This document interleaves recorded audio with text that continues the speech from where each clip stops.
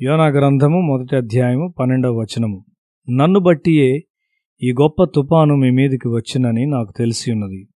నన్ను ఎత్తి సముద్రములో పడవేయుడి, అప్పుడు సముద్రం మీ మీదికి రాకుండా నిమ్మళించునని అతడు వారితో చెప్పాను.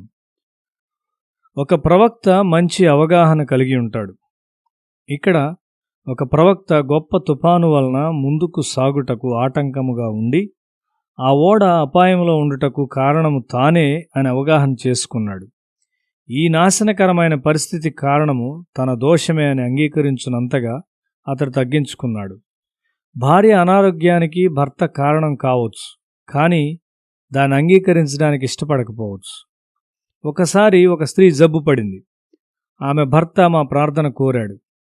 మేము చాలా ప్రార్థించాము, కానీ స్వస్థత కలగలేదు. భర్త పాపము భార్య మీదకు వచ్చింది. అతడు దాన్ని అంగీకరించుటకు ఇష్టపడట లేదని ప్రభువు మాతో చెప్పాడు. ఆమె చివరకు చనిపోయింది. ఆమె మందుల కొరకు ₹1000 అతడు వెచ్చించాడు, గాని దేవుని సహాయమును పొందడానికి దేవుని ఎదుట అతడు తగ్గించుకొనుటకు ఇష్టము లేకుండా ఉన్నాడు. తన ప్రేమ గుర్తుగా ఒకడు చాలా డబ్బు వ్యయపరచవచ్చు. డబ్బు సహాయం చేయలేని పరిస్థితుల్లో విశ్వాసము ప్రయోగించబడవలసి ఉన్నది. ఒకడు సత్యమును ఒప్పుకొని దేవుని సహాయమును దీనత్వముతో వెదకవలసి ఉన్నాడు. తల్లి పాపము తన బిడ్డ మీదకు వచ్చి బిడ్డను రోగిగా చేయగలదు. ఇక్కడ యోనాకు చెందిన ఓడలో యోనా యొక్క యథార్థత ద్వారా ఓడలోనున్నవారు బహుశా కదిలింపబడిన వారై అతడు చనిపోవునట్లు నీళ్లలో పడద్రోయబోటకు వారు బాధపడుచున్నారు. యోనాను ఓడను రక్షించుటకు వారి శాయశక్తులతో ప్రయత్నించారు, అయితే వారు విఫలులయ్యారు. సాధారణంగా దేవుడు తన ప్రవక్తలతో ఉండి వారిని కాపాడును. అయితే ఈ సంఘటన విషయంలో అట్లు జరగలేదు. ఎందుకనగా యోనా దేవునికి బహిరంగంగా అవిధేయత చూపాడు. అతడు దేవుని చిత్తములో లేడు. నీవు దేవుని చిత్తములో లేనప్పుడు పాపం చేస్తూ ఉంటావు. నీకు సహాయం చేయుటకైనా ఆయన కోరిక యథావిధిగా ఉన్నప్పటికీ దేవుని సహాయము నిన్ను సమీపించదు. దేవుడు మార్పు చెందిన వారితో ఉంటాడు, గాని వారు దేవునితో ఉండవలసి ఉన్నారు. అప్పుడు మాత్రమే ఆయన నిశ్చయమైన కాపుదలను వారు అనుభవించగలరు. పాపము అనగా 10 ఆజ్ఞల్లో ఒకదాన్ని అతిక్రమించుటే కాదు, ఆయన బయలుపరిచిన చిత్తమునకు వ్యతిరేకముగా వెళ్ళుట, చేయవలసిన దాన్ని చేయకుండుట తీవ్రమైన పాపం. యోనా తాను ఎక్కిన ఓడకు నాశనమును తీసుకుని వచ్చున్నాడు. ఈ విధంగా నీ కుటుంబం అంతటికీ నీవు సమస్యను తీసుకుని రాగలవు. దైవభక్తి లేని ప్రజల మధ్య నివసించుటకు నీవు ఇష్టపడవచ్చు. లోతు ఆ విధంగా చేసి తన కుటుంబం అంతటికీ నాశనం తెచ్చాడు. దానియేలు సింహబోన్లో ఉన్నాడు, అయితే అతడు దేవుని చిత్తములో ఉన్నాడు.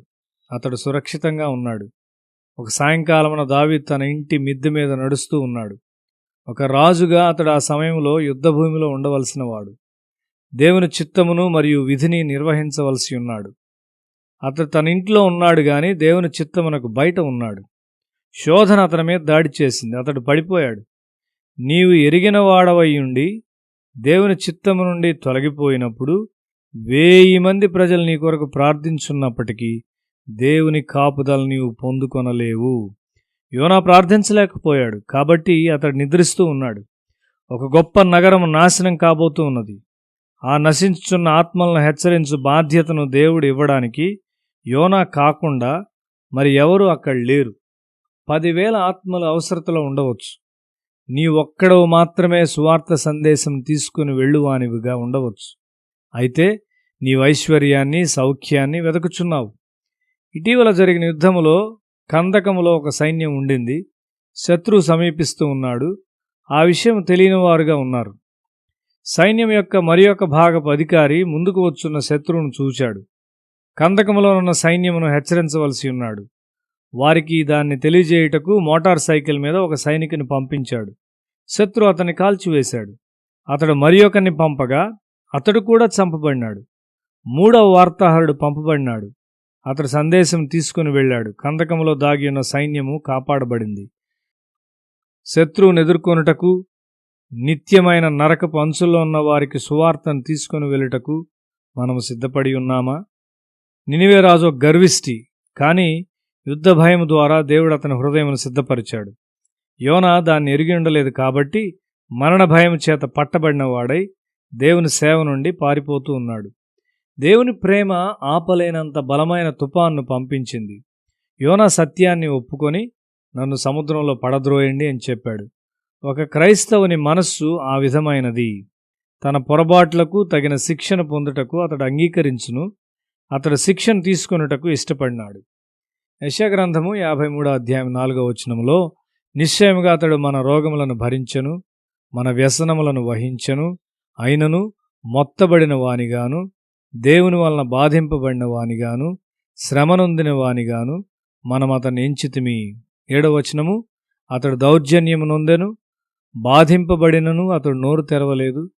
వధకు తేబడు గొర్రె పిల్లయు, బొచ్చు కత్తిరించు వాని ఎదుట గొర్రెయు మౌనముగా ఉండునట్లు అతడు నోరు తెరవలేదు. యేసు మన కొరకు బాధింపబడినాడు. యేసు మన శిక్షను తన మీద వేసుకున్నాడు. మనము పరిశుద్ధులము కాదు. ఇతరుల పాపము నా మీద పడనిమ్ము అని మనము చెప్పలేము. అయితే యేసు చెప్పగలడు. యోనా తన పాపమును ఒప్పుకున్నాడు. దేవుడు అతన్ని రక్షించి అతని కొరకు, ఆయన ఉంచిన పని కొరకు ఆయన చేతులతో అతన్ని విమోచించి రానున్న తీర్పును గూర్చిన హెచ్చరికను ప్రకటించుటకు నినివేకు అతన్ని పంపాడు. మన పాపములు ఒప్పుకొని దేవుని క్షమాపణను స్వీకరించుట మనకు మంచిది. ఆయన పనిచేయుటకు మనలను తగిన వారిగా ఆయన చేయును.